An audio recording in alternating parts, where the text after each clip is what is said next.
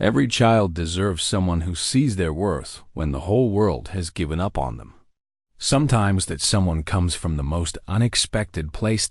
In 1887, 9-year-old Lucy stood on an auction block in Dry Hollow, sold like cattle to pay her dead father's debts. The townspeople watched as coins changed hands, deciding her fate. When the bidding ended, the buyer was Broken Sky, a towering Apache blacksmith who lived alone on the town's edge. Everyone whispered the same dark predictions. Apache savage.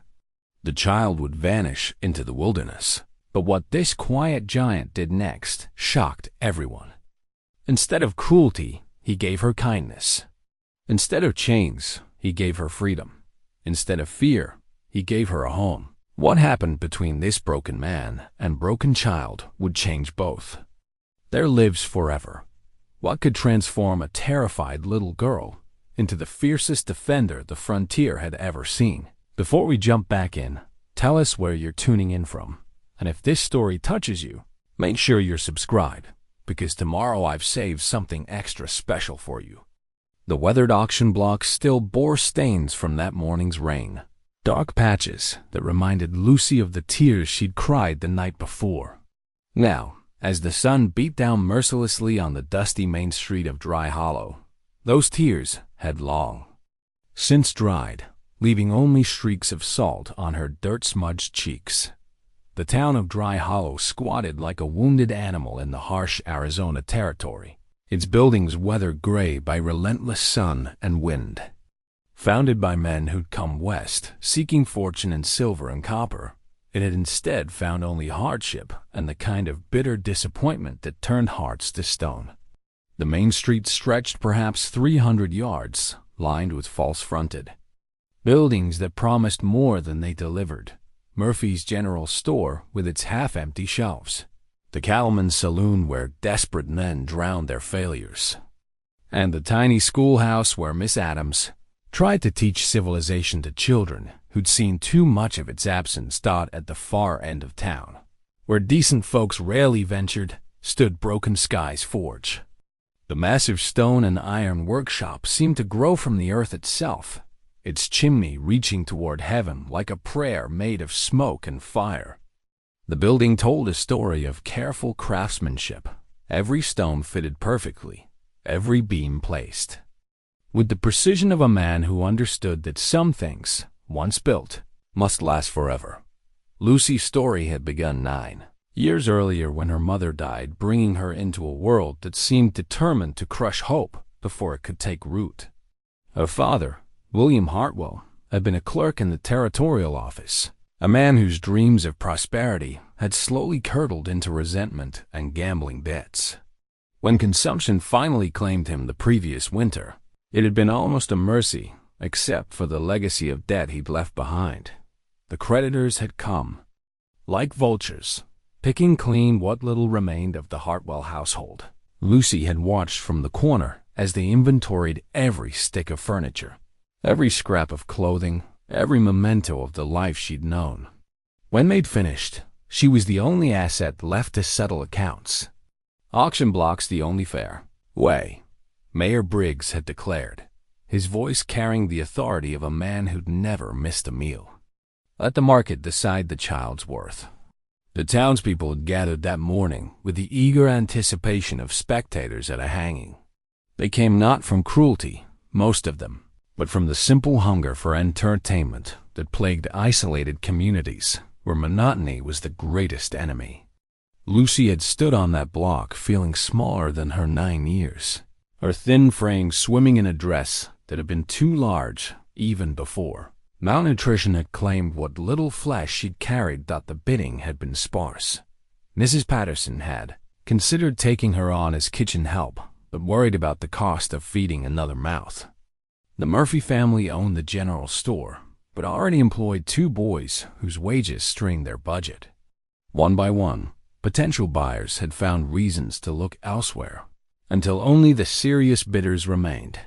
Then Broken Sky had spoken. His voice had carried across the crowd like distant thunder, deep and measured and impossible to ignore. $20. The silence that followed had been so complete that Lucy could hear the wind whistling through the gaps in nearby buildings. $20 was more than most working men earned in a month. It was enough to buy a decent horse or provisions for a family through winter, or a pretty woman's company for more nights than a gentleman would admit. Sheriff Hawkins had been the first to find his voice. "Now hold on there, Broken Sky. You. Sure, you know what you're bidding on?" "I know." The Apache's response had been simple, final.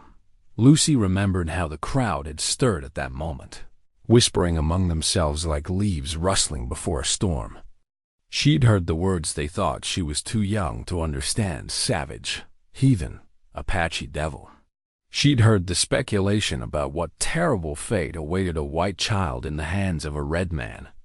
But when Broken Sky had approached the auction block, Lucy had seen something in his eyes that the crowd had missed: pain, deep, old pain that mirrored her own.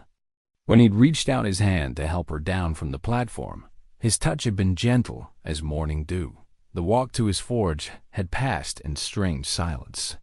The townspeople had watched from doorways and windows as the massive Apache led the tiny white girl down the dusty street. Some had shaken their heads in disgust. Others had whispered prayers. A few had simply stared, perhaps wondering if they were witnessing the beginning of a tragedy or something else entirely. Broken Sky's home surprised Lucy in ways she hadn't expected.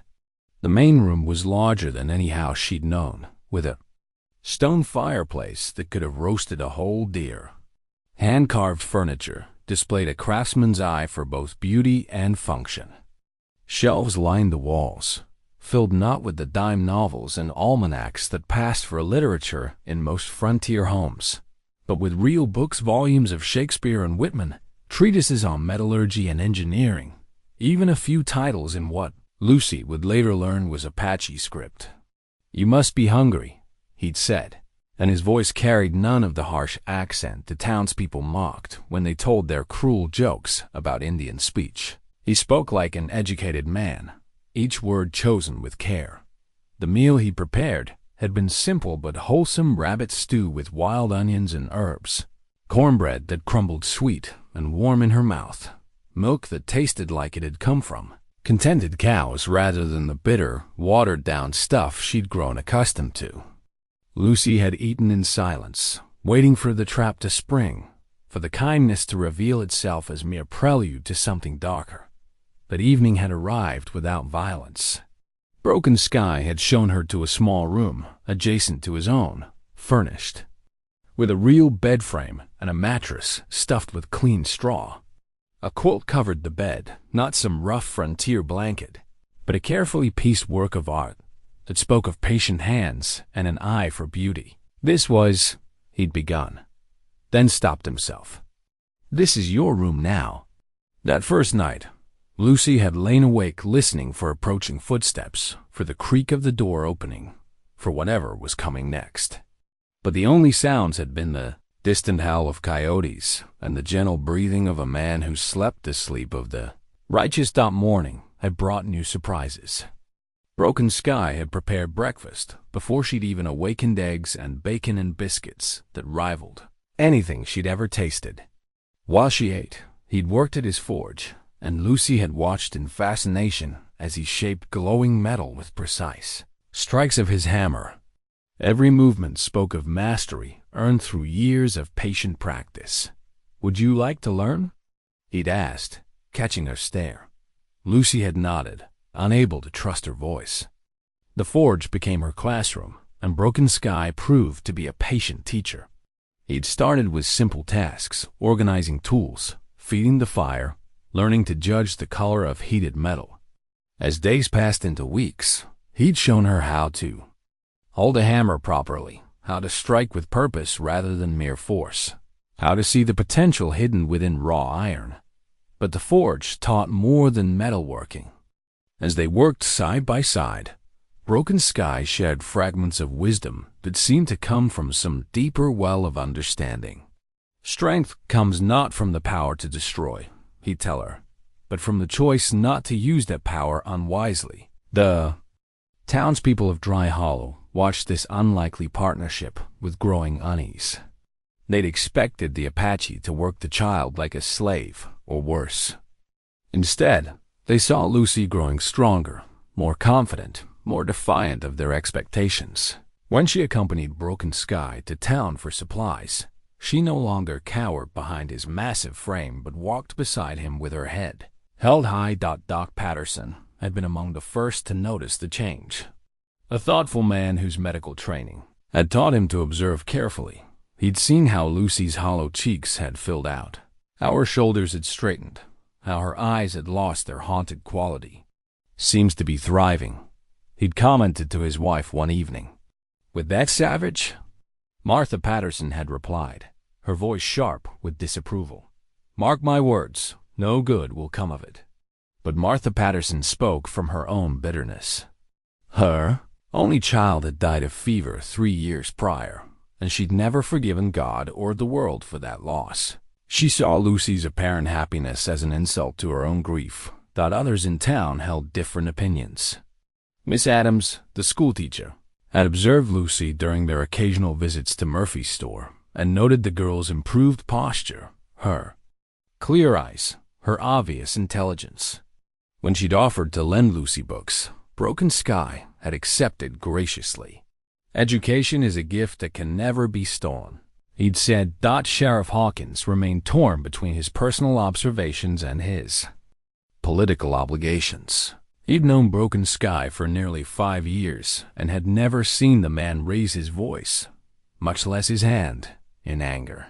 But the territory's relationship with the Apache remained tense, and public opinion mattered in an elected position.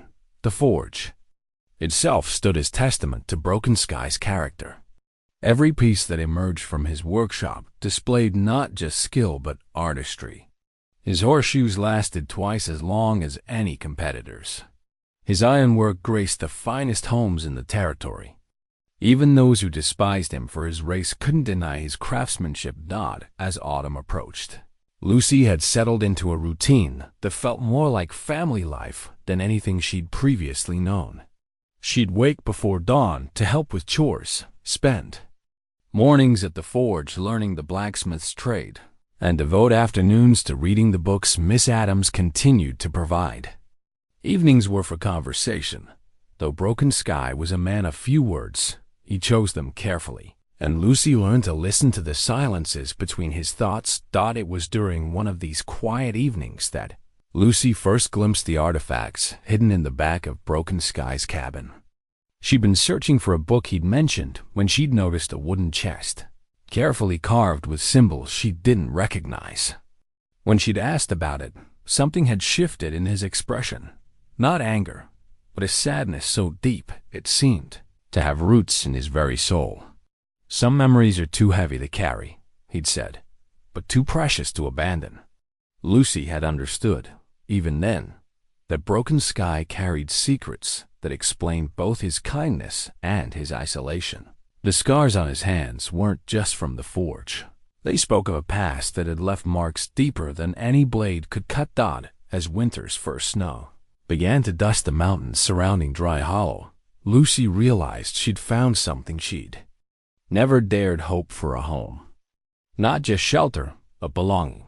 Not just survival, but the chance to become who she was meant to be. The auction block where her old life had ended now seemed like a doorway rather than a grave.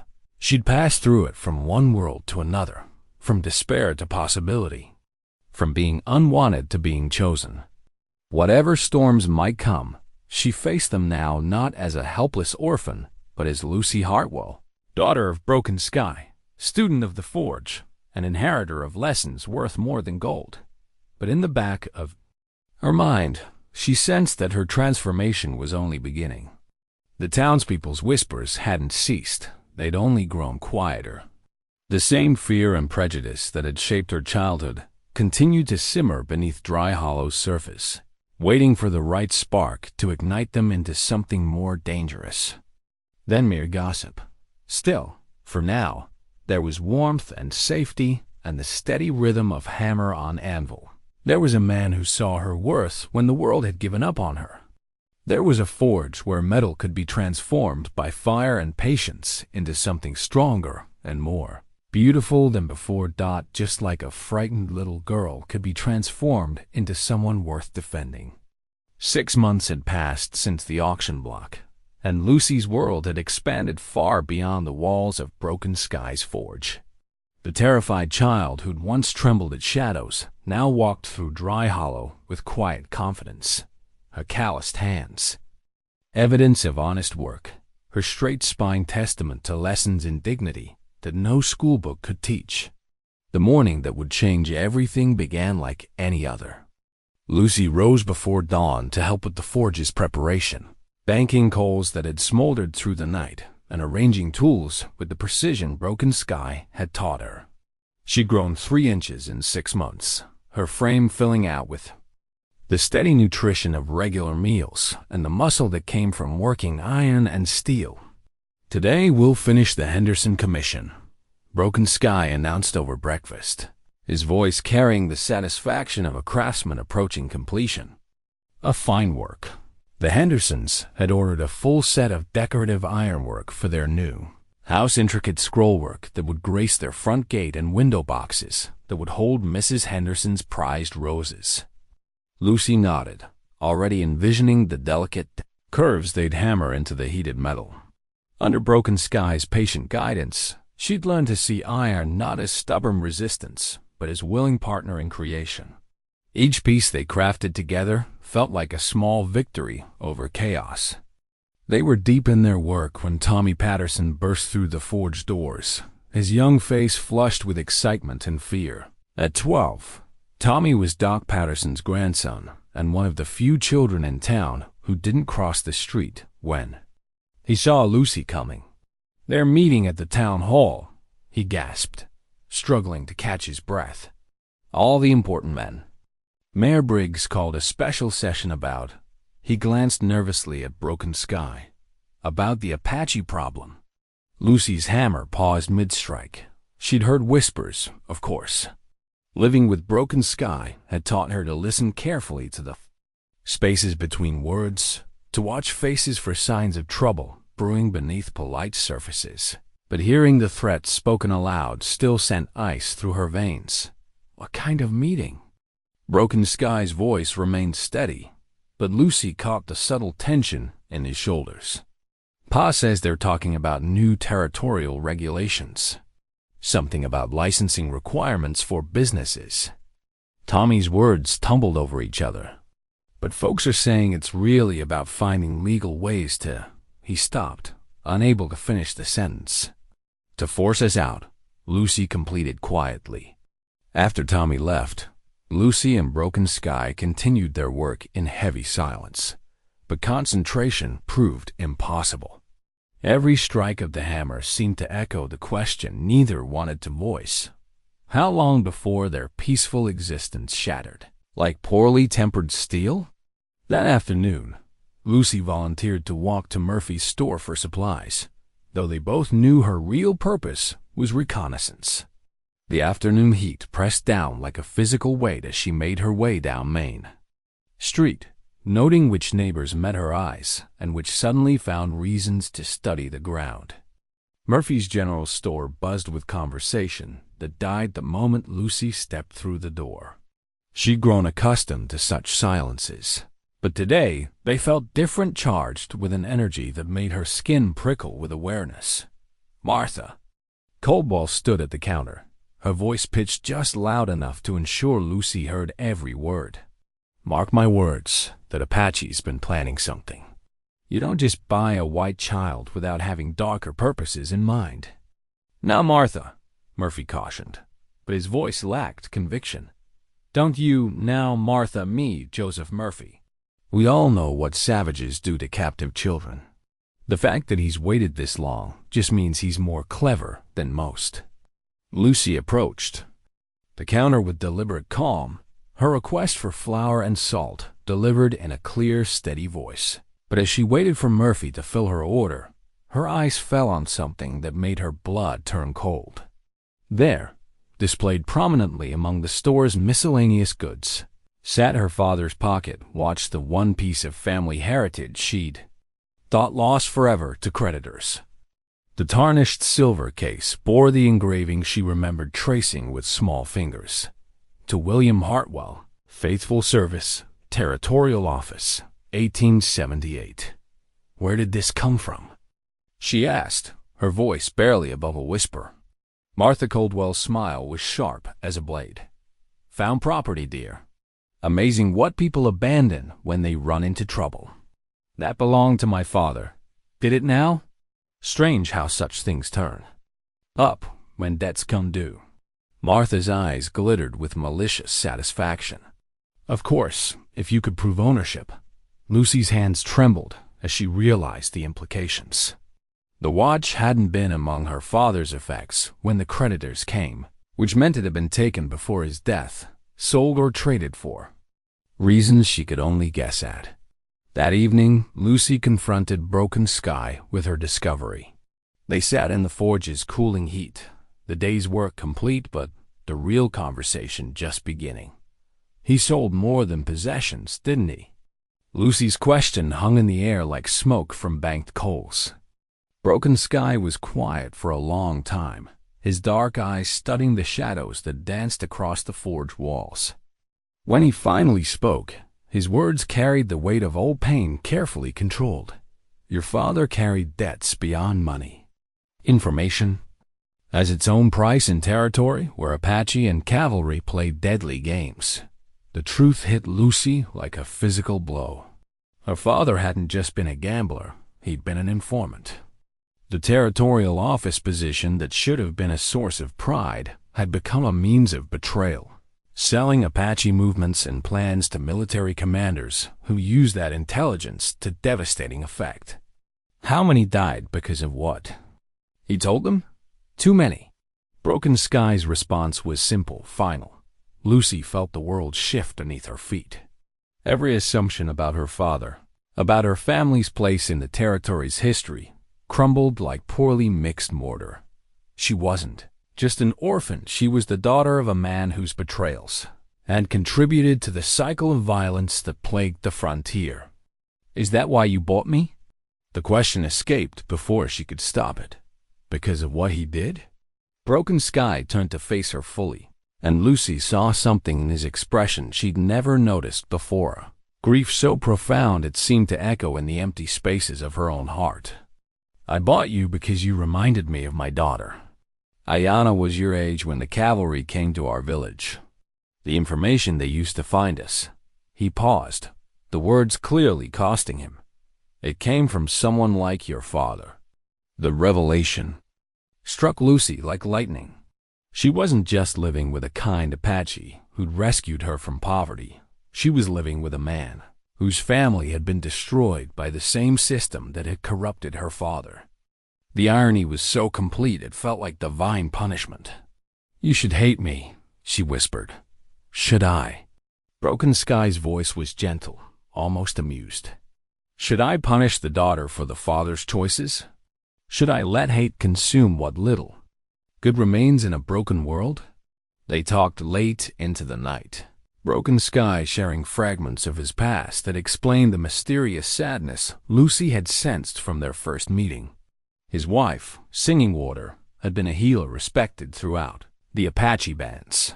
His daughter, Ayana, had shown early promise as a storyteller who could weave words into magic that made children laugh and elders nod with approval. The cavalry attack had come at dawn, striking a peaceful camp where families slept secure in the belief that their remote location offered safety. The intelligence that guided that attack had been precise, deadly, complete, the kind that could only come from someone with access to official communications and tribal movements. Broken Sky had been away, trading horses with a Mexican rancher 50 miles south. He'd returned to find his world reduced to ashes and graves. The surviving members of his band had blamed him for his absence, and his own guilt had made their accusations easier to bear than the truth. He'd accepted exile rather than fight accusations. He half believed himself. That's why I came to Dry Hollow, he concluded. far enough from my people to spare them the reminder of their loss, close enough to white settlements to understand the enemy that had destroyed my family. But I changed that, didn't I? Lucy's understanding was dawning like sun through storm clouds. When you saved me, you stopped seeing us as enemies. You were a child. Children are innocent of their parents' sins. Broken Sky's smile was sad but genuine. Teaching you, watching you grow, seeing your goodness, it reminded me that hate consumes the hater more than the hated.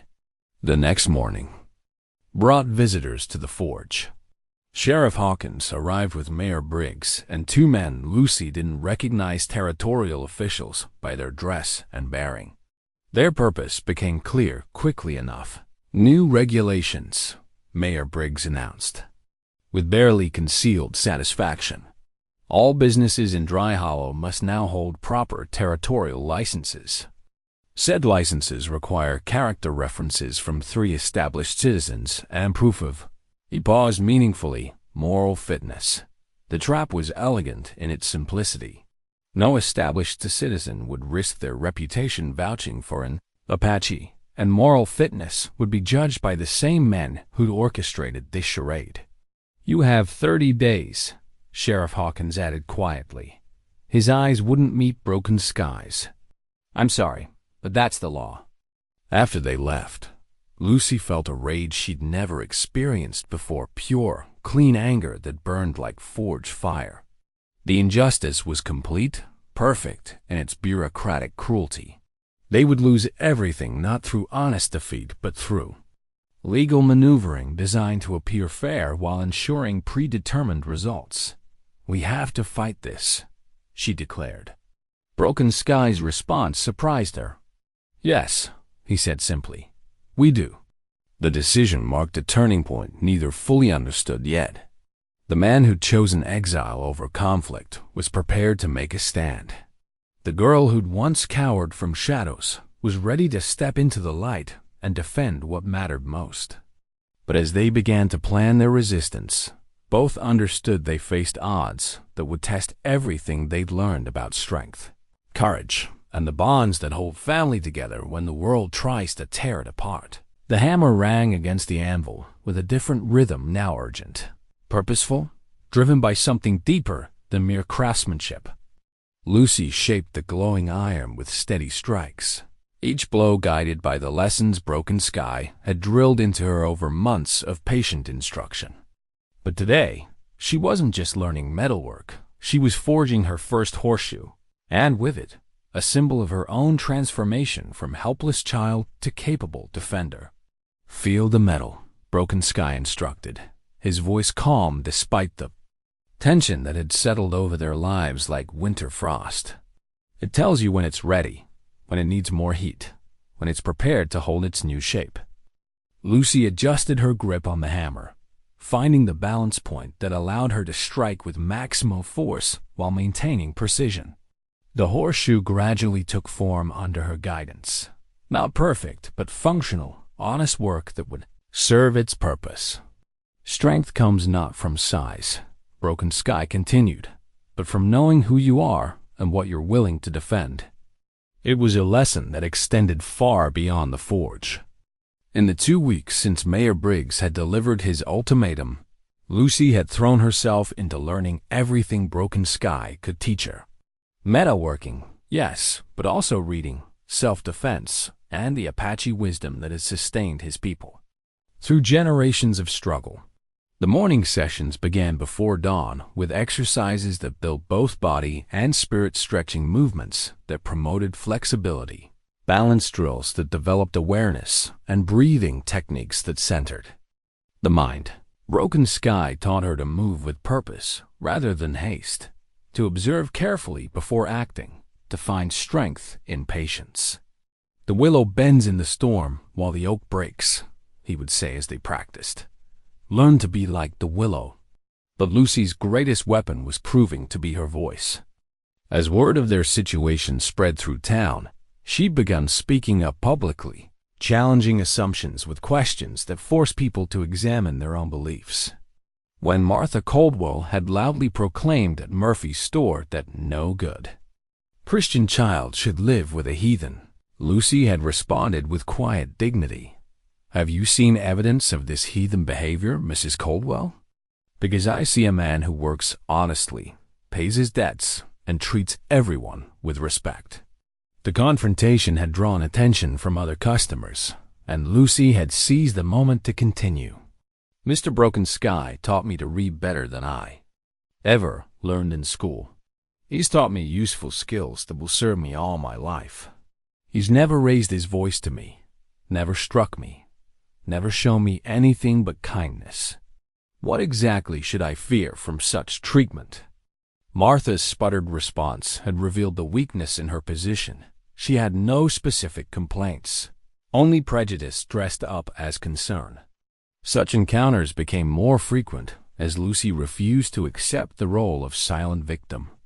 When she encountered disapproval on the street, she met it with polite questions that forced critics to defend their positions with facts rather than assumptions. Many found themselves unable to articulate why an Apache who caused no trouble should be driven from town. The forge itself became a beacon that drew unexpected visitors. Doc Patterson had been among the first, arriving one evening with medical supplies and an admission that weighed heavily on his conscience. "I've been thinking about that night when the cavalry attacked the camp near Silver Creek," he'd said, his weathered hands trembling slightly as he spoke. "I was called in afterward to tend the wounded. Saw things at night that still haunt my dreams." Lucy had listened as Doc Patterson described the aftermath of military action, guided by precise intelligence, families destroyed, children orphaned. A way of life shattered by violence that served no purpose beyond feeding the territory's appetite for Apache land. "I knew the information had to come from someone with access to official communications," Doc Patterson had continued. "Never wanted to believe it might be someone from our own town." The revelation of her father's role had been painful, but it had also freed Lucy from illusions about the world's fairness. Understanding the truth allowed her to move forward with clear purpose rather than naive hope. Miss Adams, the schoolteacher, had been another unexpected ally. She'd arrived at the forge carrying an armload of books and a proposition that surprised both Lucy and Broken Sky. "I've been watching how you've been handling yourself around town," she'd told Lucy. "You speak with more wisdom than most adults. I know. Have you considered that this situation might be an opportunity to educate others?" The idea had taken root quickly. Miss Adams began providing Lucy with books on rhetoric, logic, and persuasive speaking. They practiced arguments and counterarguments, learning to anticipate objections and respond with facts rather than emotion. "The key," Miss Adams explained, "is to make them question their assumptions without making them feel foolish for holding those assumptions in the first place. People don't change their minds when they feel attacked. They change when they discover contradictions in their own thinking." Lucy applied these lessons with growing confidence. When confronted with hostile questions, she responded with curiosity rather than defensiveness. "That's interesting. What makes you think that?" became her standard response to accusations, forcing critics to examine the foundations of their beliefs. The strategy proved effective in ways Lucy hadn't expected. Several townspeople began approaching her privately to express doubts about the campaign against Broken Sky. They spoke in whispers, afraid to voice support publicly, but their words carried weight. "Never seen him cause trouble," admitted Jake Morrison, whose ranch bordered the town's eastern edge. "Fixed my wagon wheel last year and wouldn't take full payment. Said times were hard for everyone." Mrs. Henderson, whose ironwork commission had been among their finest pieces, confided her own reservations. "The gate he made for us is the most beautiful thing I've ever owned. Hard to believe such craftsmanship comes from a savage heart." But for every quiet supporter, Lucy encountered two vocal opponents. The town's power structure had aligned against them with frightening efficiency. Mayor Briggs, Martha Caldwell, and a core group of influential citizens had turned opposition to Broken Sky into a test of community loyalty. Their campaign followed a familiar pattern: fear wrapped in righteousness, prejudice dressed up as law and order. They spoke of protecting innocent children, preserving Christian values, and maintaining the standards that separated civilization from savagery. Lucy found their arguments both infuriating and instructive. She learned to recognize the techniques. They used emotional appeals that bypassed logic, false choices that eliminated middle ground, and the constant repetition of simple slogans that gradually replaced complex thought. "They're afraid," Broken Sky observed one evening as they discussed the day's encounters. "Not just of me, but of what I represent. The possibility that their understanding of the world might be wrong." "What do you mean?" "If an Apache can be honest, hardworking, and kind, then what does that say about all the violence committed against my people? If I can raise a white child with love instead of cruelty, what does that say about the assumptions that justified taking Apache children from their families?" Lucy began to understand that their personal struggle was part of something larger, a contest between competing visions of what the territory could become. Would it be a place where different peoples could coexist peacefully, or would it remain trapped in cycles of violence and mutual hatred? The realization gave new urgency to their preparations. Lucy threw herself into training with renewed determination, understanding that the skills Broken Sky taught her might soon be tested in ways neither wanted to contemplate. As she hammered the final curves into her first horseshoe, Lucy felt the weight of transformation settling into her bones. The frightened child who'd stood on the auction block 6 months earlier no longer existed. In her place stood someone stronger, wiser, and infinitely more dangerous to those who preferred their victims helpless and silent. The horseshoe cooled from orange to black as Lucy held it up to the light, examining her work with critical eyes. It wasn't perfect. The curve showed slight irregularities, and one nail hole was positioned fractionally off-center. But it was solid, functional, and honest work that would serve its purpose. "It will hold," Broken Sky pronounced, and Lucy understood he was speaking about more than metalwork. Doc Patterson's worn leather medical bag had seen 3 decades of frontier service, its scarred surface bearing witness to countless emergencies in a land where healing often meant the difference between life and death. When he arrived at the forge on a gray October morning, the bag's weight seemed heavier than usual, not from instruments and medicines, but from the burden of conscience he'd carried too long in silence. "I've been thinking about our conversation," he said without preamble, setting the bag carefully on Broken Sky's workbench. "About Silver Creek, and what happened there, and my part in staying quiet about things that should have been shouted from the rooftops." Lucy looked up from the bellows she'd been working, her face streaked with honest sweat and coal dust. In the 3 weeks since Mayor Briggs had delivered his ultimatum, she'd grown into her role as Broken Sky's partner in both craft and cause.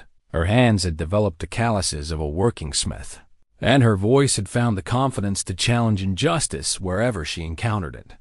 "What changed your mind?" she asked. Doc Patterson's smile was rueful. "You did, child. Watching. You stand up to folks twice your age and 3 times your size. It reminded me that silence in the face of wrong is just another form of cowardice." The doctor had brought more than moral support. His bag contained supplies they might need if tensions escalated, but more importantly, he carried news from his rounds throughout the territory. Other towns were watching Dry Hollow's situation with interest, and opinion was divided. "Territorial governors getting pressure from both sides," he reported. "Military wants to maintain strong stance against Apache influence, but business interests don't like the precedent of driving out skilled craftsmen for political reasons." Lucy absorbed this information with the strategic thinking Broken Sky had been teaching her.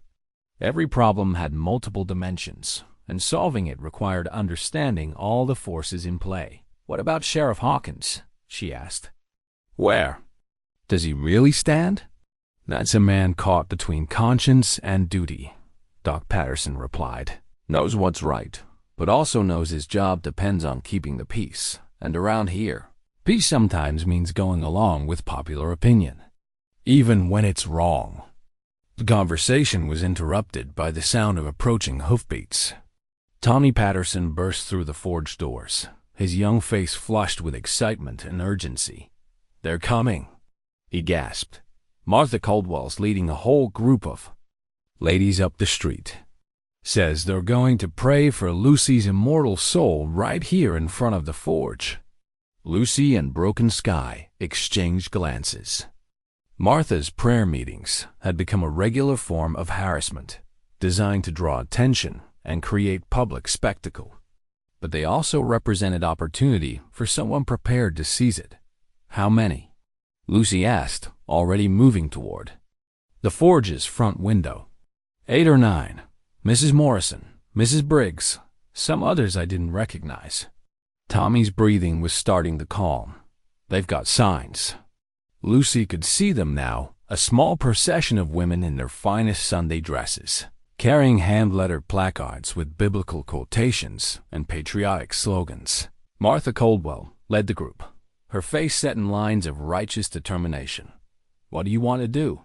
Broken Sky asked quietly. Lucy considered her options. She could ignore the demonstration, letting it proceed without engagement. She could confront it directly, risking escalation. Or she could try something unexpected, something that might turn their weapons against them. I'm going to join them, she announced. Doc Patterson's eyebrows shot up. Join them? They want to pray for my soul? Fine, I'll pray with them. Lucy's smile carried an edge that reminded Doc Patterson of her Apache father's quiet intensity. Let's see how comfortable they are praying alongside the very person they claim to be saving. She walked outside as the group assembled in front of the forge, their voices rising in a hymn that drifted across the dusty street. Several townspeople had gathered to watch, drawn by the spectacle of respectable ladies taking a public stand against corruption in their midst. Mrs. Caldwell, Lucy called out in a clear, carrying voice. How wonderful to see you organizing prayer.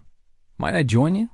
The hymn faltered as Martha Caldwell found herself facing the very subject of their demonstration.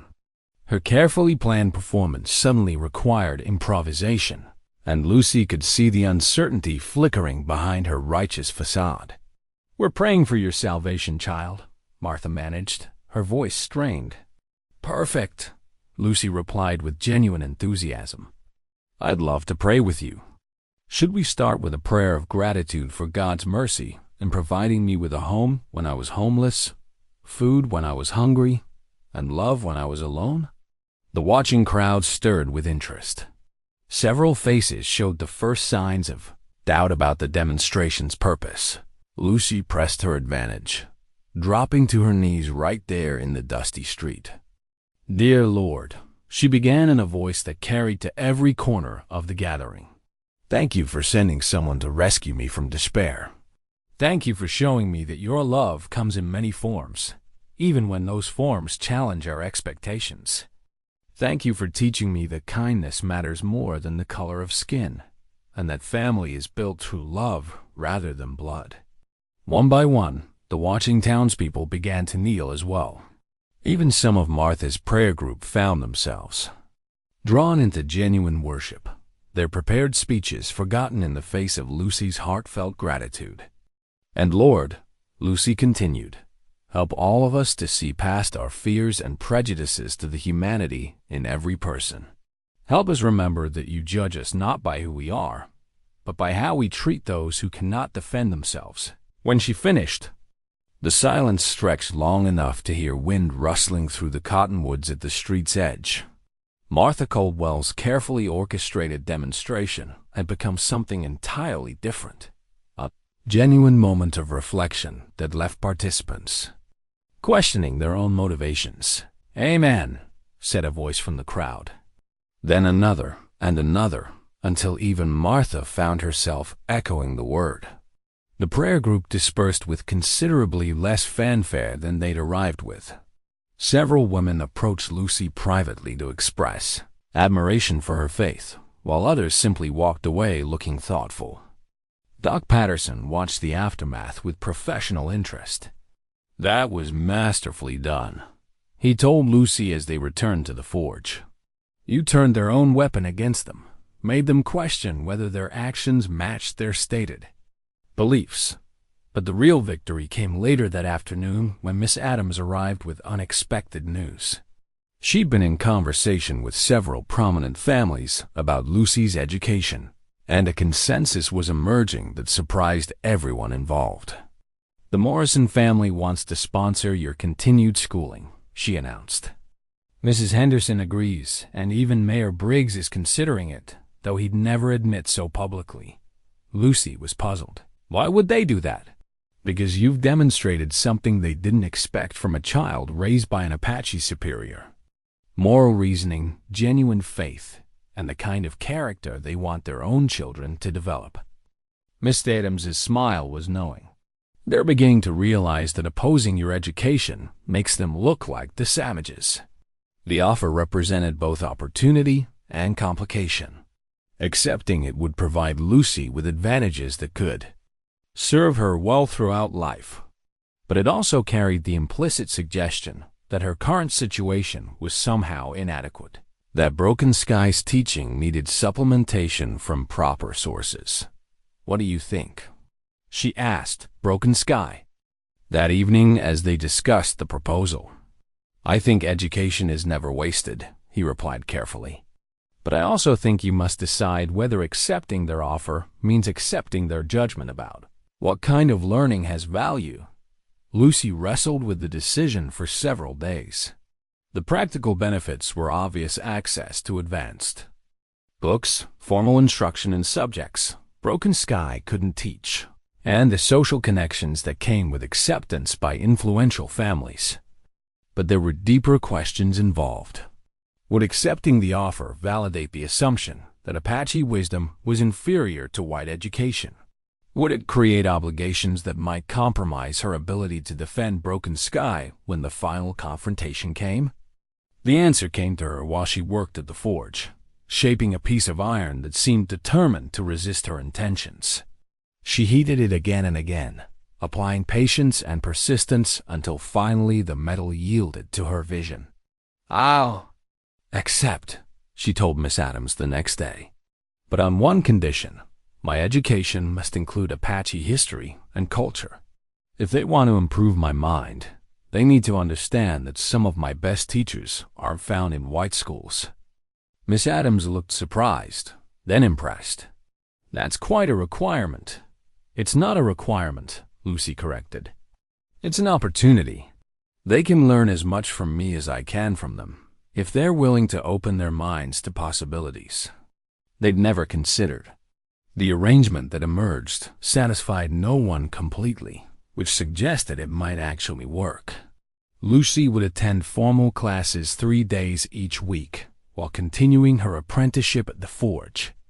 Her curriculum would include standard subjects plus directed study in territorial history, including Apache perspectives on events typically taught from only one side.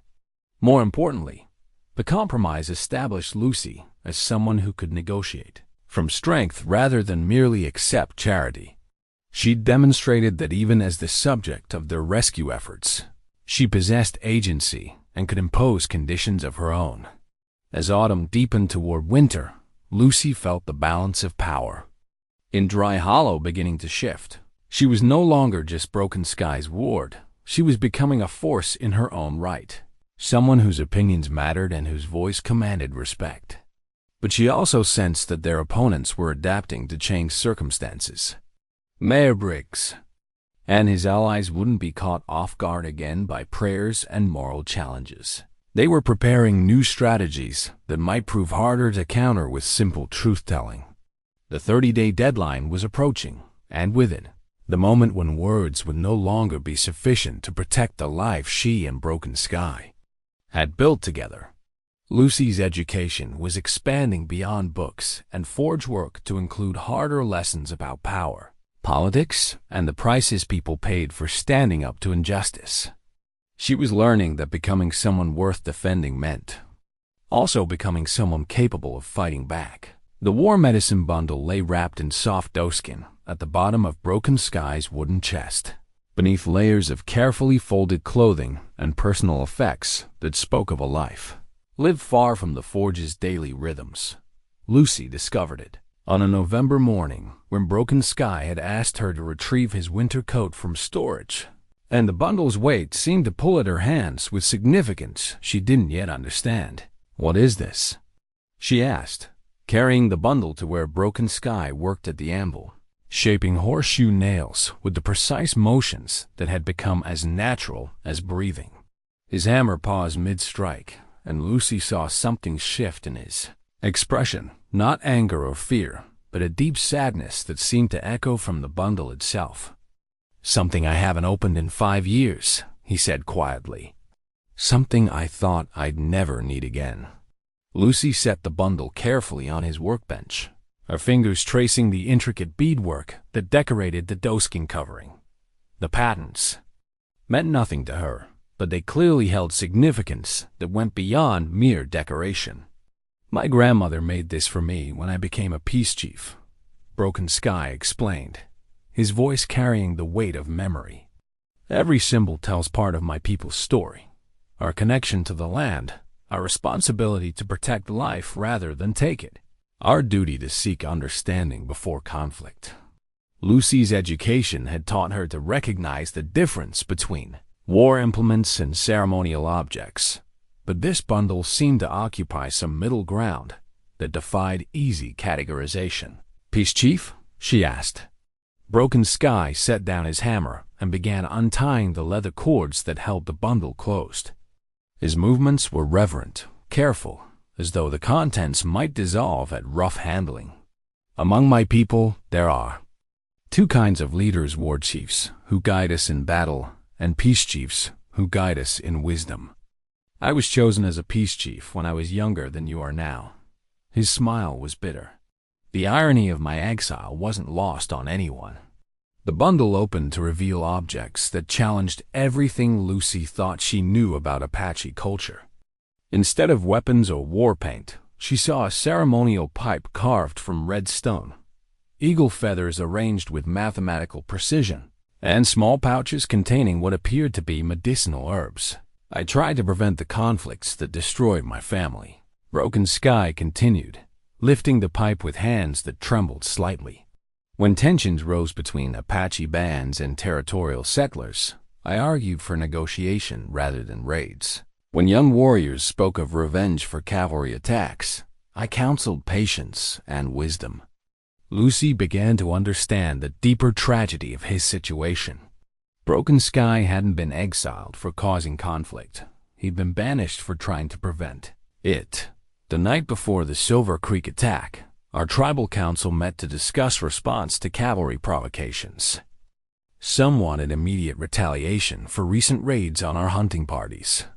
Others argued for moving deeper into the mountains, avoiding contact altogether. Broken Sky's voice grew distant, as though he were seeing events from long ago rather than speaking to Lucy in the present moment. "I proposed a third option: direct negotiation with territorial authorities. I believed that if we could meet face to face, without weapons or threats, we might find common ground that would spare both our peoples further bloodshed." The proposal had been rejected by a narrow margin, with tribal elders arguing that white authorities couldn't be trusted to honor any agreement they might reach. The decision had been made to move the camp to a more defensible position while young warriors prepared for retaliatory strikes. "But someone betrayed our location before we could move," Lucy said, understanding beginning to dawn. "Yes, the cavalry knew exactly where to find us, when our guards would be lightest, how our camp was organized." Broken Sky's hands clenched around the peace pipe. "The attack came at dawn, when families were sleeping. Children died in their mothers' arms. Elders who had survived decades of conflicts felt defending lodges they built for the grandchildren they'd never see grow up. Lucy felt her own understanding of her father's betrayal deepen. It wasn't just information he'd sold, it was specific intelligence that had made possible the slaughter of innocents who'd been debating peace rather than planning war. Where were you when it happened? 50 miles south, trying to arrange the very negotiations my people had rejected. Broken Sky's laugh was hollow, devoid of humor. I was meeting with Mexican ranchers who might have served as intermediaries, still believing that words could accomplish what weapons could not. When he'd returned to find his world reduced to ashes and graves, the surviving members of his band had turned their grief and rage toward the most convenient target, the peace chief who hadn't been present to defend them. They needed someone to blame, he said simply. I was the obvious choice. Lucy understood now why Broken Sky had chosen exile rather than fighting the accusations. Guilt was easier to bear than helplessness, and accepting blame gave meaning to suffering that might otherwise have seemed completely senseless. But you weren't responsible for what happened, wasn't I? Broken Sky's question carried genuine uncertainty. If I hadn't argued for negotiation, might the camp have moved to safety sooner? If I hadn't opposed the young warriors' calls for preemptive strikes, might the cavalry have faced organized resistance instead of defenseless families? Lucy recognized the logic that had trapped Broken Sky in exile, the impossible mathematics of responsibility that made every choice seem wrong in retrospect. But she also saw something he might have missed, blinded as he was by grief and guilt. You were trying to save lives, she said firmly. The people who betrayed your camp's location, the cavalry officers who ordered attacks on families, the politicians who created policies that made such violence inevitable, they're the ones responsible for what happened. The conversation was interrupted by the arrival of Sheriff Hawkins, whose official visit carried news that changed everything Lucy thought she understood about their situation. New development, he announced without preamble. Territorial Office received formal complaints about business licensing irregularities in Dry Hollow. Seems someone's been asking questions about whether local authorities have been applying territorial law fairly. Lucy felt her pulse quicken. What kind of questions? The kind that come from lawyers representing Apache rights groups. Seems word of your situation has reached folks with resources and political connections. Sheriff Hawkins's expression was carefully neutral. Governor's office wants a full report on how business licenses have been granted or denied in this district. The implications were staggering.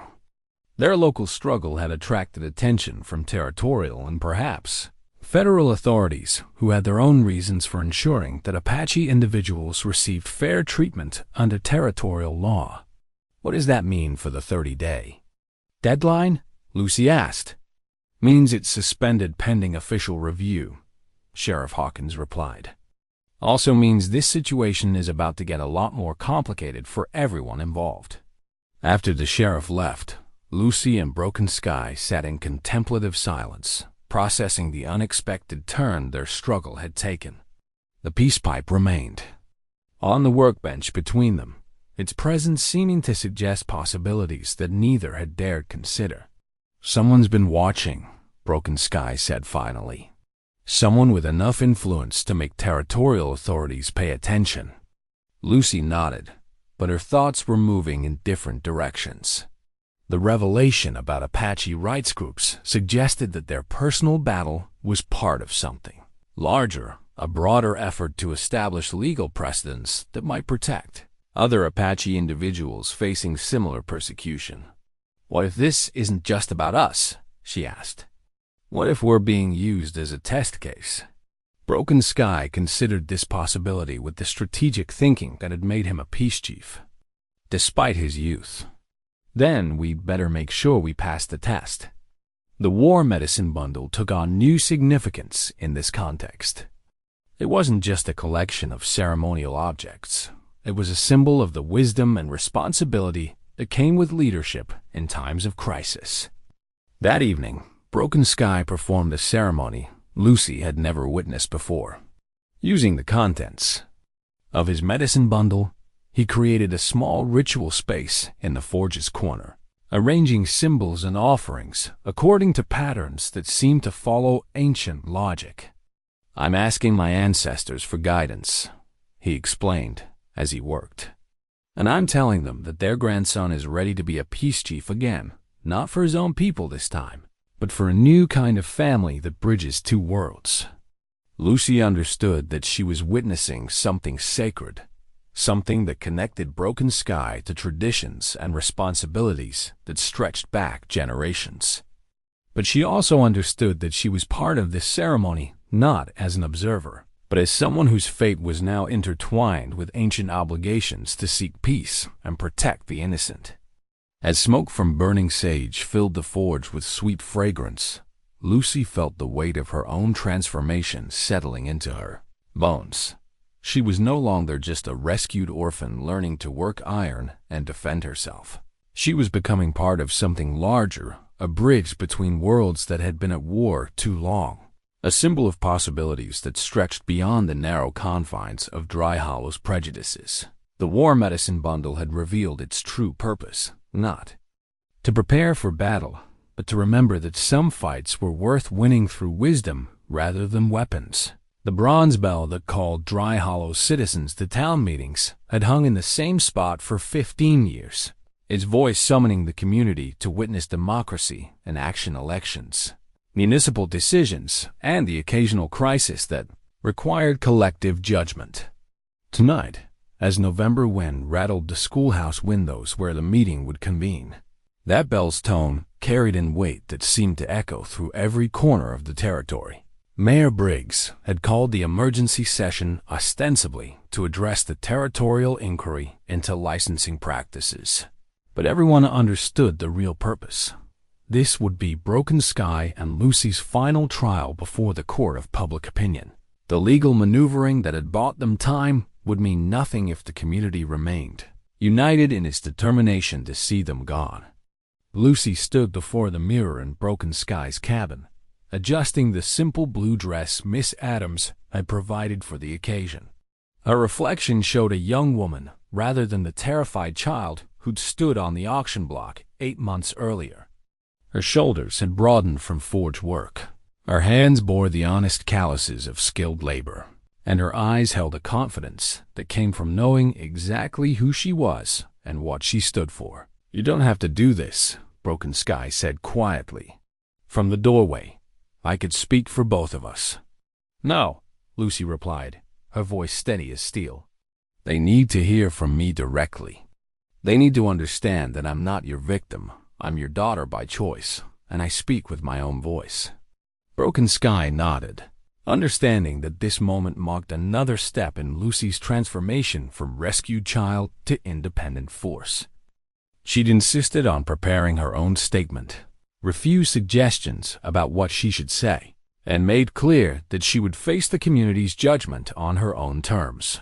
The evidence she'd gathered lay arranged on the cabin's table: her father's pocket watch, newspaper clippings about Apache conflicts, testimonial letters from families she and Broken Sky had helped, and most significantly, copies of official documents that Doc Patterson had helped her obtain through territorial offices. The documents told a story that most of Dry Hollow's citizens had never heard in its full complexity. They detailed the economic relationships between territorial settlements and military operations, the financial incentives that had driven information, trading, and the specific ways that civilian informants had contributed to conflicts that served business interests more than public safety. "They're going to fight back hard," Broken Sky warned. "When people are forced to confront uncomfortable truths about their own complicity, they often respond with increased hostility rather than reflection."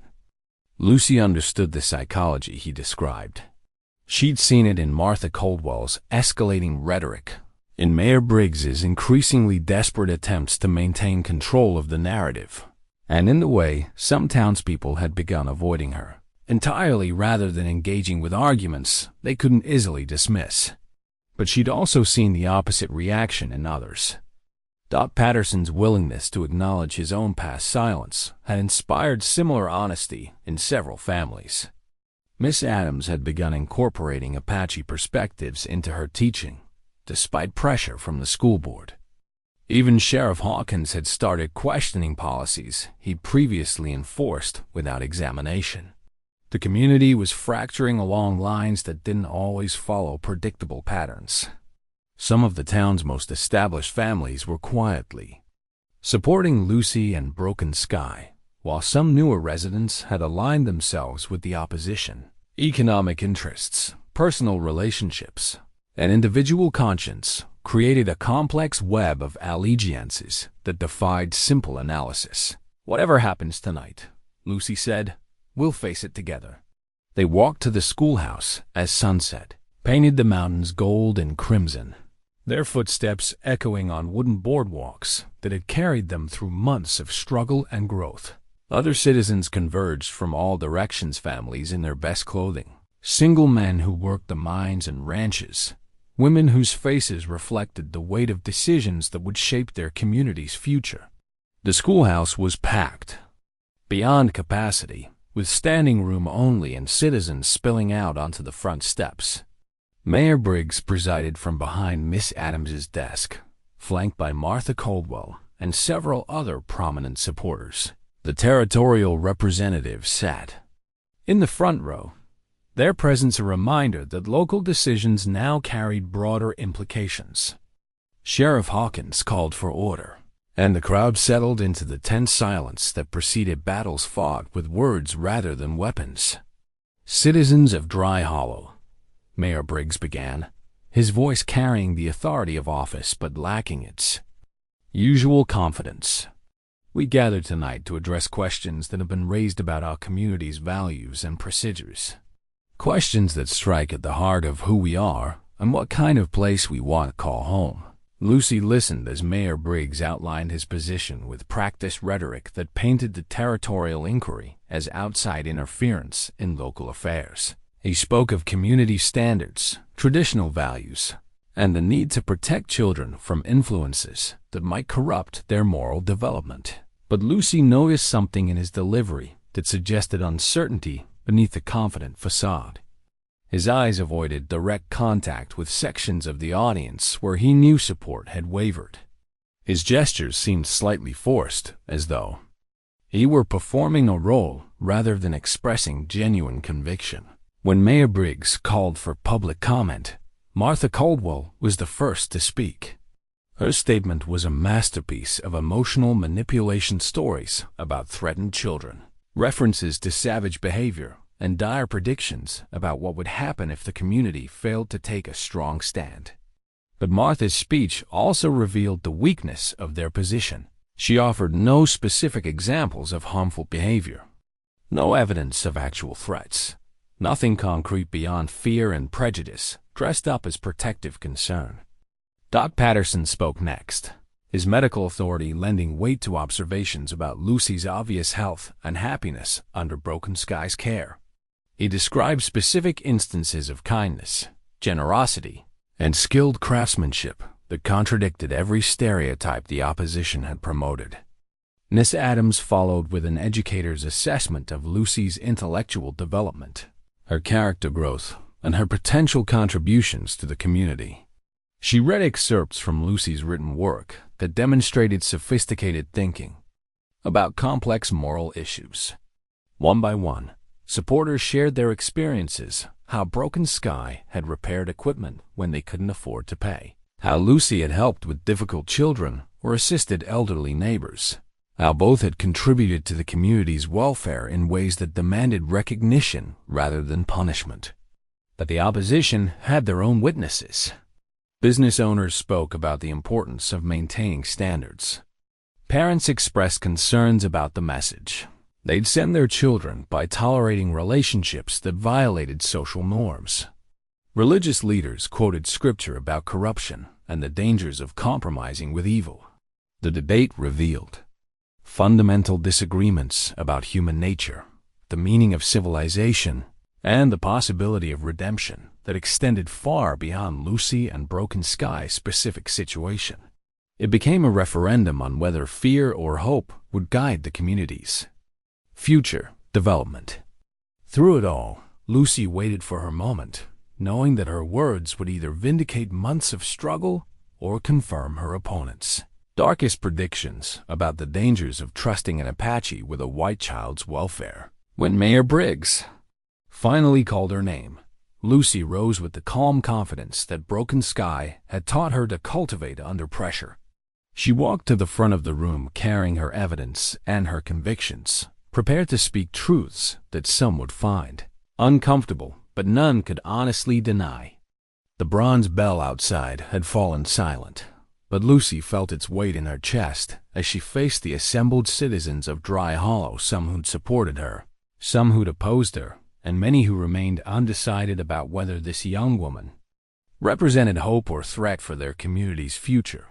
This was her moment to prove that every child deserves someone who sees their worth, and that sometimes those children grow up to become worth fighting for. Lucy stood before the assembled citizens of Dry Hollow with her father's pocket watch in one hand and a sheaf of official documents in the other, feeling the weight of 8 months' preparation condensed into this single moment of truth. The schoolhouse had fallen so quiet she could hear her own heartbeat, steady and strong, despite the magnitude of what she was about to reveal. "My name is Lucy Hartwell," she began, her voice carrying clearly to every corner of the packed room. 8 months ago, I stood on an auction block because my father's debts had made me property to be sold. You all watched as Broken Sky bought me, and most of you expected the worst. She held up the pocket watch, its tarnished surface catching lamplight. "This belonged to my father. I thought it was lost to creditors, but I found it for sale in Mrs. Coldwell's store. That discovery led me to ask questions about how Martha Coldwell had acquired property that was never officially part of my father's estate." Martha Coldwell shifted uncomfortably in her seat, her face flushing red. "That's a lie, is it?" Lucy's interruption was calm but firm. "Because I have documentation that tells a different story. Documents that reveal truths about this community that some of you would prefer to keep buried." She unfolded the first paper, a territorial office memorandum that Doc Patterson had helped her obtain through official channels. "My father wasn't just a clerk with gambling debts. He was a paid informant who sold information about Apache movements to military commanders. Information that was used to plan attacks on peaceful camps." A murmur ran through the crowd as people began to grasp the implications. Lucy pressed forward, her voice gaining strength from the truth she carried. "But the story doesn't end with my father's betrayal. These documents," she held up the sheaf of papers, "show that he wasn't working alone. The intelligence network that fed information to cavalry units involved multiple civilian sources, including several prominent citizens of this very town." Mayor Briggs had gone pale. "Young lady, you're making serious accusations without proof?" Lucy's smile was sharp as winter wind. Colonel Morrison's dispatches were quite detailed about his civilian intelligence sources. Apparently, military commanders kept excellent records about who provided what information and how much they were paid for it. She read from the documents in a clear, steady voice that made every word carry like a judgment. "Payment to William Hartwell, Territorial Clerk for Apache Movement Intelligence, $50. Payment to Marcus Briggs, Municipal Authority, for information regarding Apache sympathetic settlers, $75. Payment to Theodore Morrison, Merchant, for supply route information, $40. The schoolhouse erupted in shocked voices as citizens realized what they were hearing. Mayor Briggs himself had been part of the intelligence network that had contributed to Apache massacres. The moral authority he'd claimed in attacking Broken Sky was built on a foundation of betrayal and blood money. "That's impossible, Mayor," Briggs sputtered, but his protest lacked conviction. "The documents are signed by Colonel Morrison himself, Lucy continued relentlessly. They detail a systematic intelligence operation that involved civilian informants throughout the territory. Information that was used to plan military actions that killed Apache families who had no part in any conflicts with white settlers. She turned to address the crowd directly, her voice carrying the weight of absolute certainty. Broken Sky's wife and daughter died in one of those attacks. The intelligence that made their deaths possible came from men sitting in this very room, men who have spent months claiming moral authority while hiding their own guilt. Doc Patterson rose from his seat, his medical bag clutched in hands that trembled with more than age. I can confirm the authenticity of those documents. I've seen Colonel Morrison's handwriting on medical requisitions, and the signatures match. The revelation struck the assembled crowd like lightning. Everything they thought they knew about the situation had been inverted. The Apache they'd been encouraged to fear was actually the victim of their own leaders' betrayals. The child they'd been told to pity had uncovered evidence of systematic corruption that reached to the highest levels of their local government. But Lucy wasn't finished. The most devastating revelation was yet to come. The Silver Creek massacre that destroyed Broken Sky's family wasn't a random military action. She continued, her voice carrying the relentless precision of a prosecutor presenting evidence. It was a deliberate strike against a peace faction. Within the Apache bands, a faction led by Broken Sky himself, who had been arguing for negotiation rather than conflict. She unfolded another document, this one bearing official military seals. Colonel Morrison's final report on the Silver Creek operation states explicitly that the primary objective was to eliminate Apache leadership that might successfully negotiate peace agreements. The military didn't want peace. They wanted continued conflict to justify expanded operations and increased territorial control. The implications hit the crowd like a physical blow. They hadn't just been complicit in killing innocent Apache families. They helped destroy the very people who were trying to prevent the cycle of violence that had plagued the territory for years. Sheriff Hawkins found his voice first. "You're saying the military deliberately targeted peace negotiators?" "I'm saying the evidence speaks for itself," Lucy replied, handing him the documents. The cavalry attacked Broken Sky's camp, specifically because intelligence sources identified him as the primary advocate for peaceful resolution of territorial disputes. His exile from his own people wasn't punishment for cowardice. It was the result of surviving an attack that was meant to kill him. Martha Coldwell made one last desperate attempt to salvage her position. Even if all this is true, it doesn't change the fact that we're talking about an Apache savage who what? Lucy's interruption carried the full force of righteous anger. Who has spent 5 years living peacefully among you? Who has never raised his voice in anger, never cheated a customer, never caused any trouble beyond refusing to pretend he's something he's not? She stepped closer to Martha, her young face blazing with conviction. Who has raised me with more kindness, wisdom, and moral guidance than my own bloodfather ever provided? Who has taught me that strength comes from protecting others, not from destroying them? The crowd was stirring now, voices rising as people began to process what they'd heard. Some called for Mayor Briggs's resignation. Others demanded to see the documents for themselves. A few began arguing among themselves about what the revelations meant for their community's future. But Lucy had one more truth to share, the most personal and perhaps most powerful of all. Broken Sky didn't buy me because he needed a servant or wanted to corrupt a white child, she said, her voice softening with emotion that was impossible to fake. He bought me because I reminded him of his daughter, the child who died because of information my father and your mayor sold to cavalry commanders. The parallel was so perfect, it felt like divine justice. The man they demonized had rescued the daughter of one of his family's killers, raised her with love instead of hatred, and taught her to seek truth and justice, even when those truths reflected badly on her own heritage. Everything you feared he would do to me, white men had already done to his family, Lucy concluded. Everything you claimed to be protecting me from, you had already inflicted on him. And instead of seeking revenge, he chose love. Instead of perpetuating cycles of hatred, he chose to break them. She held up her father's pocket watch one final time. This watch represents the legacy of betrayal and blood money that should have been my inheritance.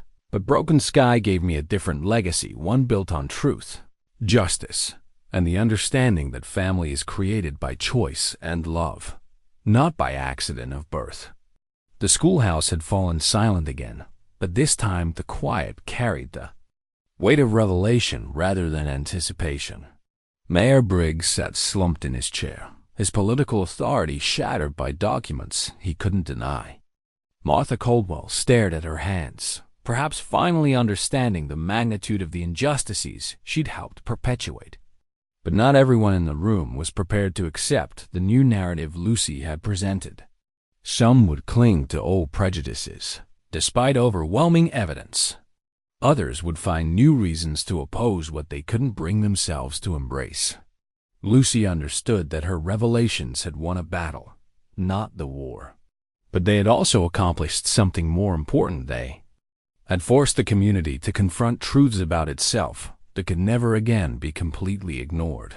The bronze bell outside began tolling the hour, its voice carrying across a town that would never again be quite the same. Lucy had proven that sometimes the most dangerous thing a child can do is grow up to become someone who refuses to accept the world's injustices as inevitable.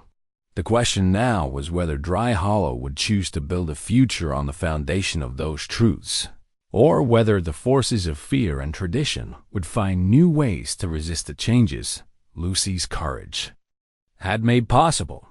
The hand-forged knife lay balanced across Lucy's palm, its weight perfectly distributed, its edge sharp enough to shave whiskers from a man's face. She had crafted it herself over 3 painstaking weeks, learning to fold steel into patterns that created strength through complexity rather than mere mass. The blade represented everything Broken Sky had taught her about turning raw material into something both beautiful and deadly. But as she tested the knife's balance in the forge's dying light, Lucy understood that her greatest weapon had proven to be something else entirely, the truth, spoken with conviction by someone who refused to be silenced by fear or intimidation. 3 days had passed since the town meeting, and Dry Hollow had fractured along lines that cut deeper than anyone had anticipated. Lucy's revelations had destroyed Mayor Briggs's political authority and exposed Martha Caldwell as a hypocrite, whose moral crusade masked personal guilt. But rather than accepting defeat gracefully, the opposition had regrouped around a more dangerous strategy, one that abandoned legal pretenses in favor of direct action. The broken window at Murphy's store had been the first sign of escalation. Someone had thrown a rock through the front glass during the night, leaving a message painted on the remaining fragments. Apache lovers not welcome. Murphy himself had arrived that morning to find his inventory scattered and several items missing, including ammunition and rope that suggested ominous possibilities. "They're not trying to win arguments anymore," Doc Patterson had observed when he brought news of the vandalism. "They're trying to create fear, make supporting you and Broken Sky too dangerous for ordinary folks to risk." Lucy understood the psychology behind the new tactics. When rational debate failed to produce desired results, some people turned to intimidation as their final resort. The nighttime harassment was designed to isolate her and Broken Sky from potential allies, making their position untenable through community pressure rather than legal mechanisms. But the strategy was proving double-edged. Each act of vandalism also demonstrated the moral bankruptcy of their opponent's position. Several families who had remained neutral were beginning to express private support for Lucy and Broken Sky, disgusted by tactics that seemed more suited to vigilante justice than civilized discourse. Miss Adams had been among the first to receive threatening messages. Someone had left a note on her desk warning that teachers who corrupted young minds with savage sympathies might find their employment terminated permanently. Rather than intimidating her, the threat had sparked defiant anger that surprised even Miss Adams herself. 40 years I've been teaching in this territory, she declared when she brought the note to show Lucy and Broken Sky. I've survived Apache raids, cavalry occupations, territorial governors who thought education was a waste of resources, and school boards that wanted to ban every book written after 1800. I'll be damned if I let a handful of cowards with no courage to sign. Their names drive me away from doing what's right. Sheriff Hawkins found himself caught between competing pressures that were tearing his authority apart. The territorial representatives had made clear that they expected fair enforcement of territorial law, regardless of local politics. But the same citizens who paid his salary were increasingly demanding action that would violate those very laws. I've got men asking me to arrest you for disturbing the peace, he'd confided to Lucy during a private conversation. Others want me to investigate the threats and vandalism. Can't do both without picking sides in ways that'll probably end my career either way. Lucy had sympathized with his dilemma while understanding that neutrality was becoming impossible. The conflict had reached a point where everyone would be forced to choose between justice and expedience, between courage and comfort. The forge itself had become both sanctuary and target. Broken Sky had quietly made defensive preparations, strengthening doors, positioning tools that could serve as weapons, and establishing escape routes that would allow them to reach help if circumstances demanded flight rather than fight. But Lucy had insisted they also prepare for the opposite possibility, that they might need to defend their home against direct assault. The knife she'd forged was part of those preparations, along with other tools that could serve double duty as weapons if peaceful solutions proved inadequate. You've learned well, Broken Sky had observed, watching her practice with the blade in movements that combined Apache combat techniques with European fencing principles. But remember, the goal is never to use these skills. The goal is to be prepared if you must. Lucy understood the distinction. Violence was always failure, the breakdown of every other approach to resolving conflict. But sometimes that failure was imposed by others who left no alternative except submission or resistance. The latest intelligence had come from Tommy Patterson, whose youth allowed him to move through town, gathering information without arousing suspicion. The opposition was planning something for the weekend, a gathering that they called a community protection meeting, but which sounded more like preparation for vigilante action. Pa says they're talking about forming a committee of public safety, Tommy had reported. Says dangerous elements need to be removed before they can corrupt more innocent folks. The language was familiar to anyone who'd studied history. Committees of public safety had a way of becoming instruments of persecution, using fear and mob psychology to justify actions that individual citizens would never countenance in calmer moments. But Lucy had also detected signs of weakness in their opponents. Coalition. Martha Coldwell's credibility had been severely damaged by the revelations about her theft and hypocrisy. Mayor Briggs was fighting for political survival, which made him desperate but also isolated from more moderate voices, who were beginning to distance themselves from his increasingly extreme rhetoric. The business community remained divided between practical concerns and ideological positions. Some merchants valued Broken Sky's craftsmanship and Lucy's growing reputation for fair dealing. Others worried that association with Apache sympathizers might damage their standing with customers, who held traditional views about racial boundaries. They're stronger than they appear, Broken Sky had warned when Lucy expressed optimism about their opponent's weakening position. Desperate people take desperate actions. Never underestimate what fear can drive ordinary folks to do. That evening, as winter's first serious snow began falling outside the forge, Lucy and Broken Sky made their final preparations for whatever was coming. They reviewed escape plans, positioned emergency supplies, and practiced responses to various scenarios that might unfold. But they also took time for something more important, a conversation about what they were really fighting for, and why it mattered enough to justify the risks they were taking. "We could leave," Broken Sky said quietly as they watched snow accumulate on the forge's windowsill. "Pack what we can carry, head south to Mexico or west to California. Start over somewhere else where people don't know our history." Lucy considered the possibility seriously. Flight would solve their immediate problems and spare them the dangers that lay ahead.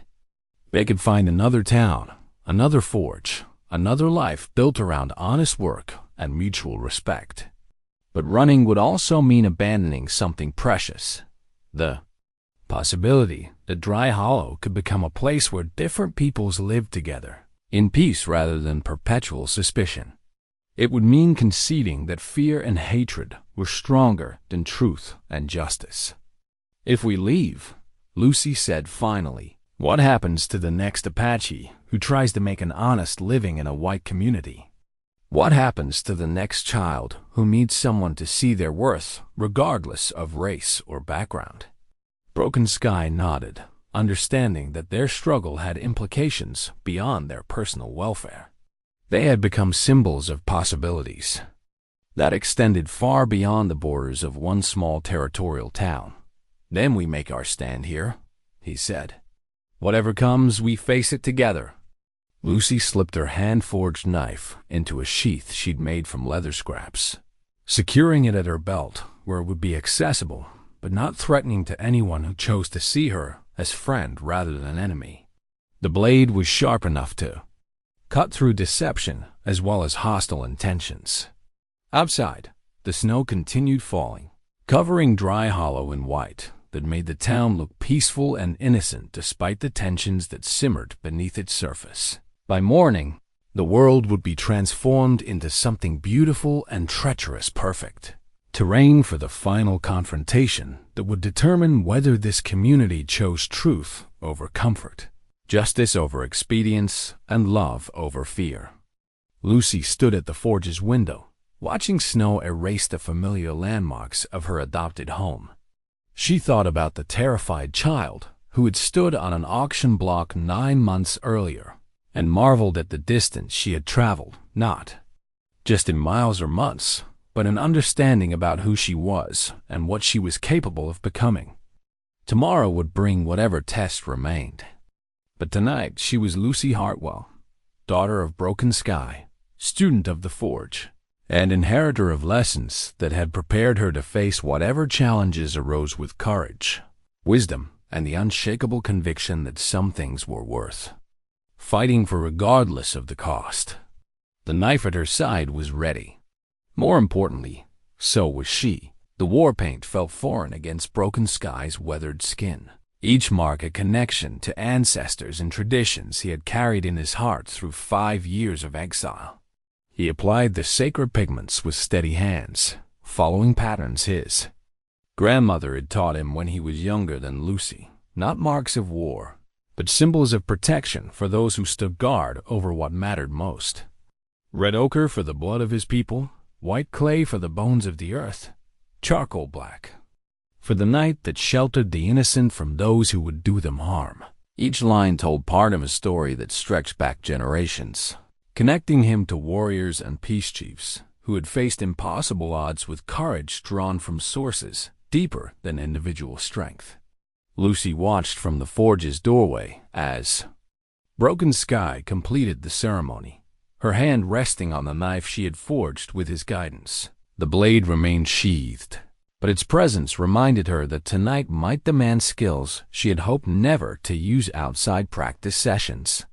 The mob was approaching from town, their torches visible through the falling snow like angry stars descended to earth.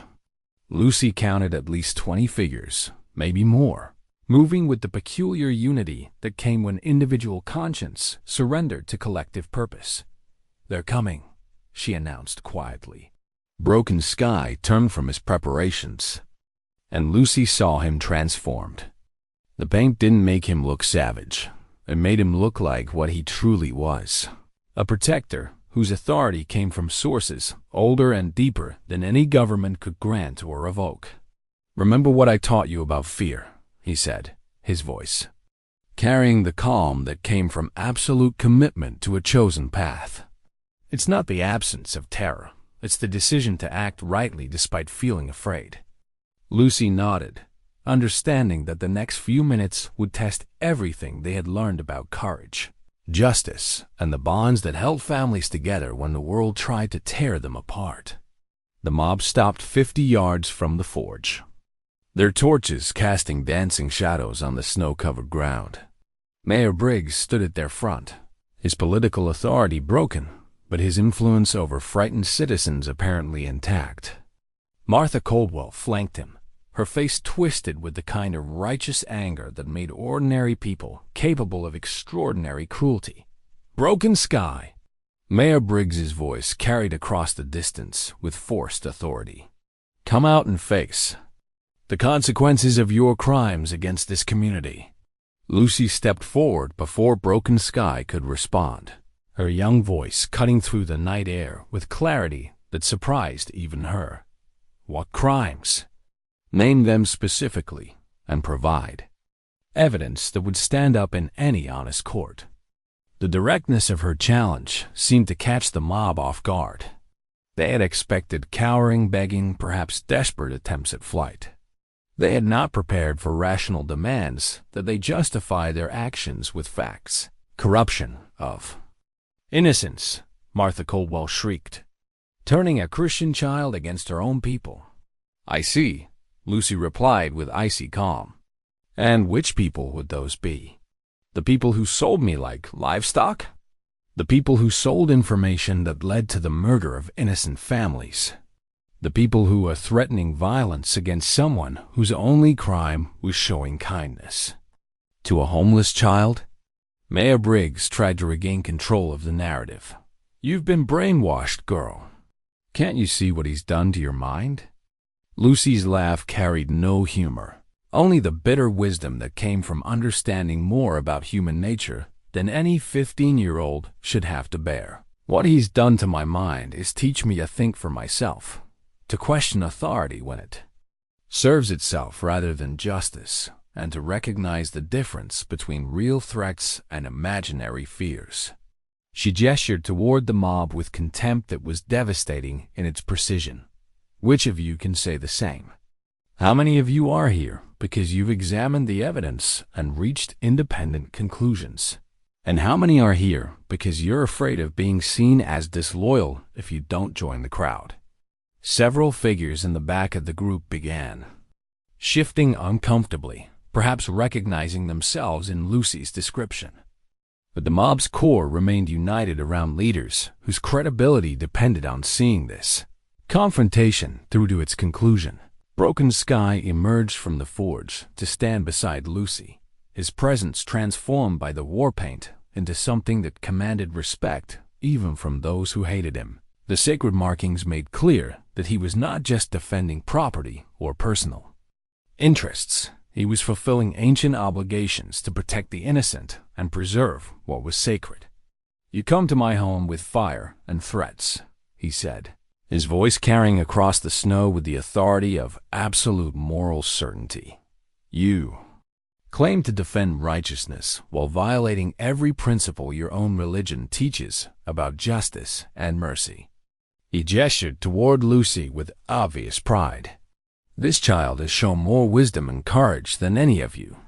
She has faced uncomfortable truths about her own family's failures and chosen growth over comfortable ignorance. She has defended the innocent against the powerful and spoken for those who cannot speak for themselves." Martha Caldwell snarled with frustrated rage. "She's no child anymore. She's been corrupted beyond salvation." The accusation hung in the air like smoke from the mob's torches, and Lucy understood that she had reached the moment when words would no longer be sufficient to resolve the conflict that had been building for months. The mob was done with debate. They had come for violence, and they would not leave without it. The peace pipe felt ancient in Broken Sky's hands, its red stone surface worn smooth by generations of ceremonies that had sealed alliances, ended conflicts, and marked moments when enemies chose understanding over destruction. As he raised it above his head for all to see, the sacred object seemed to glow in the torchlight, carrying power that transcended the immediate crisis. "I offer you the pipe of my ancestors," he called to the mob, his voice carrying across the snow-covered ground with dignity that made their torches seem crude and small. "Sacred to my people for generations beyond counting, used to seal agreements between those who choose peace over war." Martha Coldwell spat in the snow. "Heathen rituals. We're Christians here." But Lucy stepped forward, her young voice cutting through the hatred with observations that struck home like arrows. "Christians? Then where is your compassion for the stranger in your land? Where is your love for those who cannot defend themselves? Where is your forgiveness for past wrongs?" She gestured toward the pipe in Broken Sky's hands.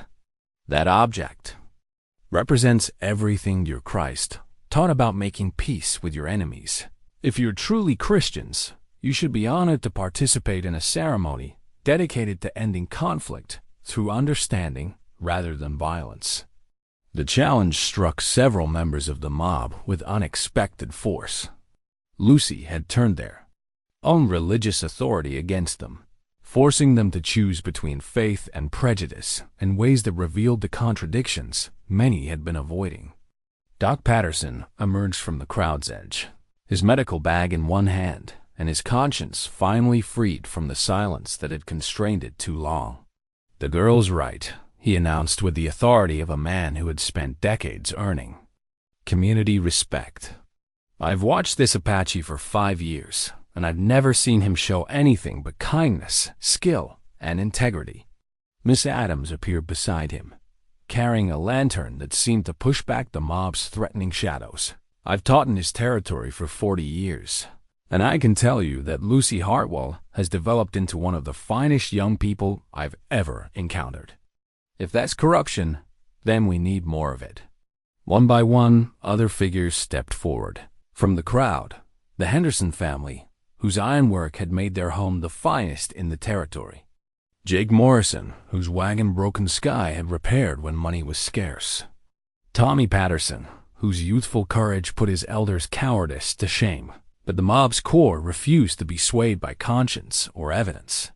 Mayor Briggs drew a revolver from his coat, its steel barrel reflecting torchlight like a promise of death. "Enough," he snarled.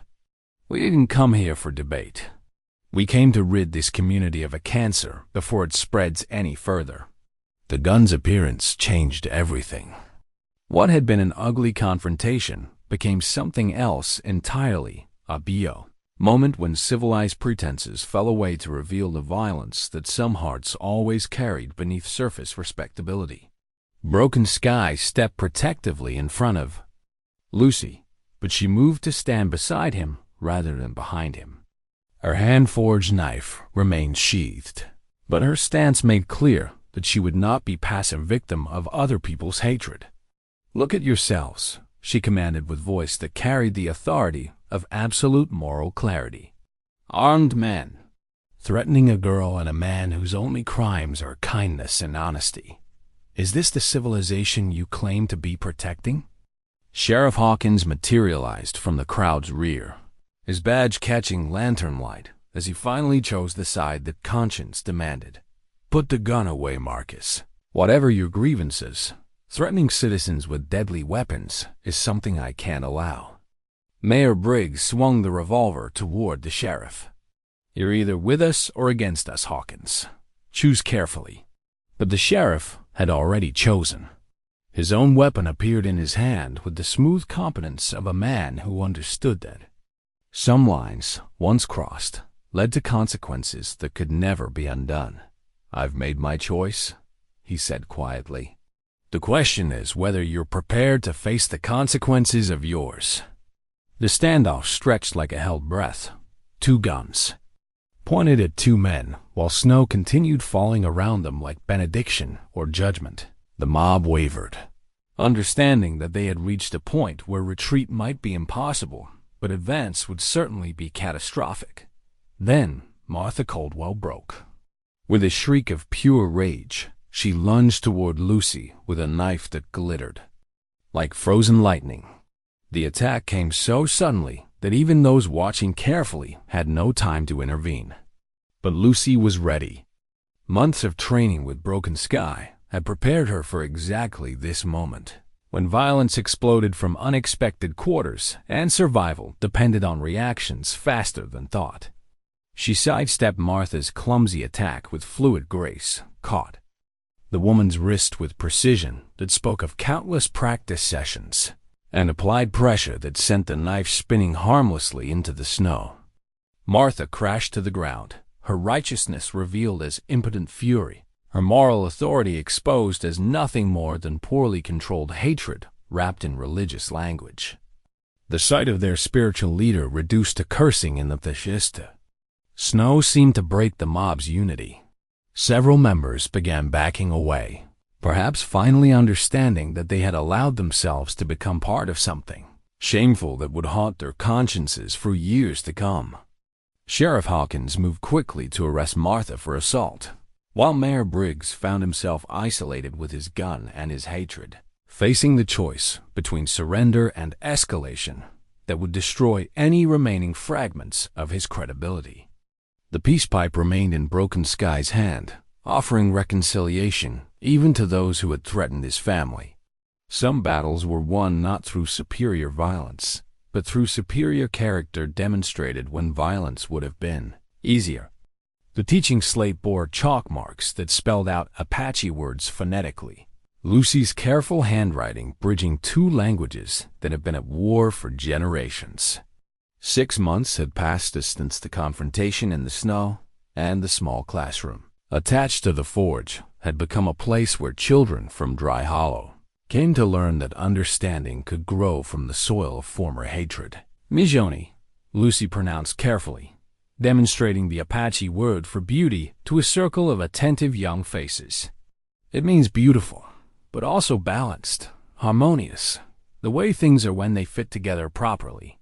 8-year-old Sarah Henderson raised her hand with the eager curiosity that had replaced her initial fear of the Apache's place.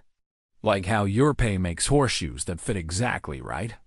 Lucy smiled, still feeling the warmth that came from hearing Broken Sky called her father without qualification or explanation. Exactly like that. Beauty isn't just pretty things. It's things that work the way they're supposed to work. The transformation of Dry Hollow had been neither immediate nor complete, but it had been real. Mayor Briggs had resigned in disgrace after the territorial investigation confirmed the corruption Lucy had exposed. Martha Caldwell had left town entirely after serving 30 days in jail for assault, her departure mourned by no one and celebrated by few who understood that even misguided people deserved compassion. Doc Patterson had been elected mayor by the largest margin in the town's history, running on a platform of fair treatment and honest dealing that attracted support from citizens who had grown weary of leadership that fed on division and fear. His first official act had been to present Broken Sky with a formal business license and an apology from the municipal government for past injustices. Sheriff Hawkins had found his job much easier once he stopped trying to balance law enforcement against political pressure. Crime rates had dropped significantly, partly because potential troublemakers understood that justice would be administered fairly, regardless of race or social standing. The forge prospered as word spread throughout the territory about the quality of work produced by the Apache blacksmith and his adopted daughter. Orders came from as far away as Phoenix and Santa Fe, bringing prosperity that allowed them to expand both their workshop and their impact on the community. But Lucy's greatest achievement had been the school she'd established for cultural exchange. Children who learned Apache words and concepts alongside English grammar discovered that different didn't mean inferior. It meant interesting. Parents who had initially worried about their children's exposure to savage influences began requesting that Lucy teach them traditional Apache methods for working with horses, understanding weather patterns, and finding water in difficult terrain. The success had attracted attention from territorial authorities who saw Dry Hollow as a model for peaceful coexistence that might be replicated in other communities struggling with similar tensions. Representatives from the Apache bands had visited to observe this unprecedented experiment in cooperation, including some who remembered Broken Sky from his days as a peace chief. One of those visitors had been Running Deer, Broken Sky's sister, whose presence had healed wounds that had festered for 5 years. The reunion had been private, conducted in Apache according to traditions that emphasize family bonds stronger than political disagreements. My brother was always wiser than the rest of us, she had told Lucy through Broken Sky's translation. We punished him for losses that weren't his fault, and he accepted that punishment to spare us from examining our own failures. But wisdom always finds a way to reveal itself. Running Deer's visit had resulted in an invitation for Broken Sky to return to his people, not as exile seeking forgiveness, but as honored elder whose counsel was valued precisely because he had learned to see beyond the limitations that trapped others in cycles of hatred. "Will you go?" Lucy had asked after Running Deer departed. Broken Sky had considered the question with the careful thought he brought to all important decisions. "Part of me will always belong with my birth people," he had said finally. "But my daughter is here, my work is here, and my future is here. I've learned that home isn't where you come from, it's where you choose to build something worth preserving." The choice had symbolized the new identity Broken Sky had forged in Dry Hollow, not Apache or white, but something new that drew strength from both traditions while being limited by neither. Lucy's own identity had evolved in similar ways. She wore her father's name with pride, carried his mother's beaded bracelet as a symbol of acceptance into Apache traditions, and spoke English with the educated precision Miss Adams had taught her alongside Apache phrases that carried concepts no English words could properly convey. At 16, she had become the youngest licensed teacher in territorial history, her curriculum approved by education officials who recognized that her unique background provided insights valuable for preparing children to live in a world where different peoples would increasingly need to find common ground.